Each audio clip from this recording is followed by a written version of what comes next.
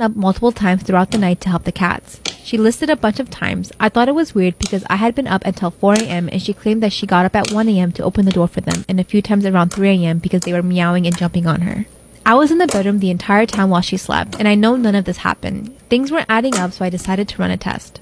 I waited until she said she was going to bed, then I let the cats out of our bedroom. I lowered my phone brightness and faked going to sleep. I just laid there in my bed for the entire night bored, but I definitely did not fall asleep. I made sure to make timestamps every 30 minutes on my phone through Discord just to be sure. I marked down every noise my cats made. One cat had jumped down from something and made a little noise around 3:18 a.m. and one ate food relatively quietly by the bedroom door at 4:57 a.m. Other than that, nothing happened. Sure enough, my wife slept from 11 p.m. until 9 a.m. and that morning she claimed she had woken up at least 7 times to open doors from the cat noises and cats jumping. I'm 21 years old and my parents are divorced. My dad cheated on my mom when I was 10 and left us to marry his coworker, Kay. In the weeks following the incident, my pregnant mother ended up miscarrying from all the stress. Kay married my dad and gave birth to my half-sister S. I remember I always hated going to my dad's place. I remember being miserable whenever I was around them. I never had a bond with S and never considered her to be my sister. Anyways, I visited my dad until I was 15 and then moved to another country with my mom where she met P.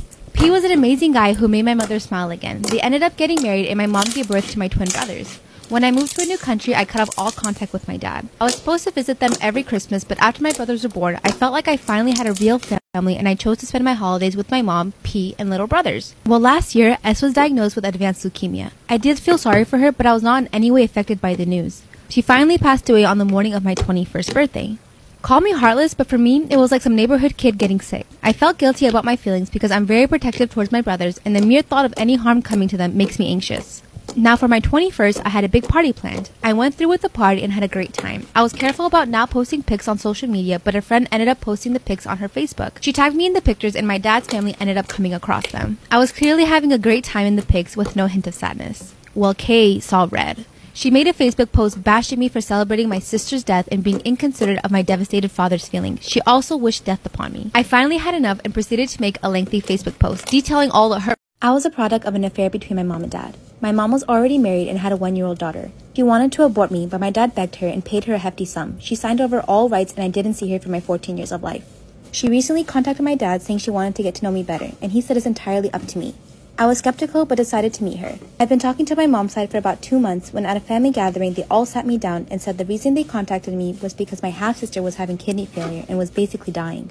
At a loss for words, I got up and left. Told my dad and he said it's entirely up to me, but I should get tested just to see before I make my decision. So I did. When my mom found out, she thought this was me agreeing and told everyone the good news. I did a lot of thinking and I decided I would not be donating my kidney. This family had done nothing for me. Did I mess up by buying my 2-year-old daughter a Peppa the Pig piñata for her birthday? This well-meaning gesture turned into tragedy happened today. Like many toddlers, my kid loves that horrible little creature called Peppa. While I was shopping for birthday supplies this week, I saw a Peppa piñata and instantly thought 2 things. The kid is going to love this and I'm going to love seeing Peppa get deleted with a stick. She saw it a couple of times during the week and each time she was like, Peppa, hi Peppa, that's Peppa. So I knew without a shadow of doubt I had made the right choice. Cue the main event. In one corner we have Peppa and in the other corner we have...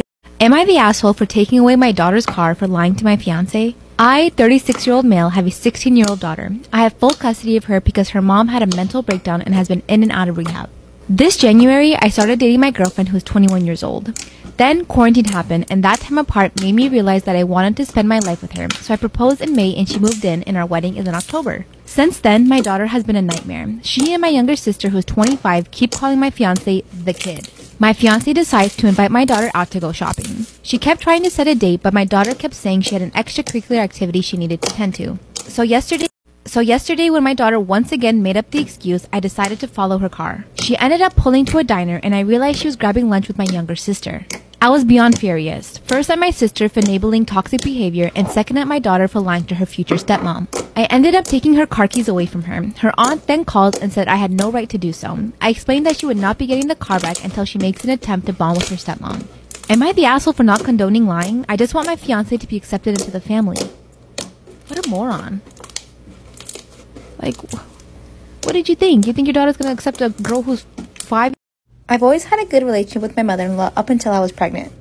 My husband's side of the family hasn't had a girl born in the past 100 years.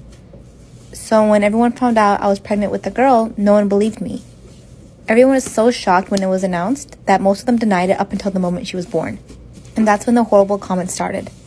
Whenever my husband wasn't around, my mother-in-law would make snarky comments like, "I wonder where she got that nose. It's definitely not my son's." I never told him and let everything slide because she's older and she's my mother-in-law.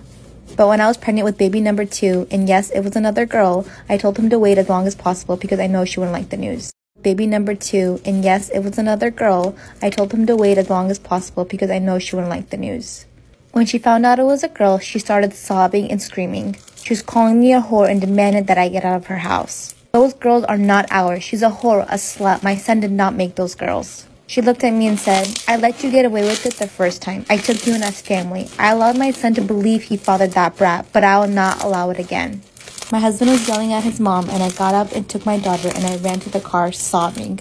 Am I the asshole for fake sleeping all night to see if my wife is lying? The past couple of months, my wife had been complaining about our cats. She's been claiming that the cats wake her up constantly and that she's frustrated every night that she has to get up and open the door for the cats. Or the cats keep making noises, or the cats keep jumping on her. It got me to the point where she started saying she wants me to get rid of them. I've told her I've never seen or heard any of this, but she claims I sleep through it all. She kept telling me that she was getting less and less sleep and kept acting aggressive, blaming lack of sleep from the cats and that if I didn't get rid of them, she'd leave me. I legitimately started considering giving the cats to my sister until I noticed something. One morning, she claimed she had gotten up multiple times throughout the night to help the cats.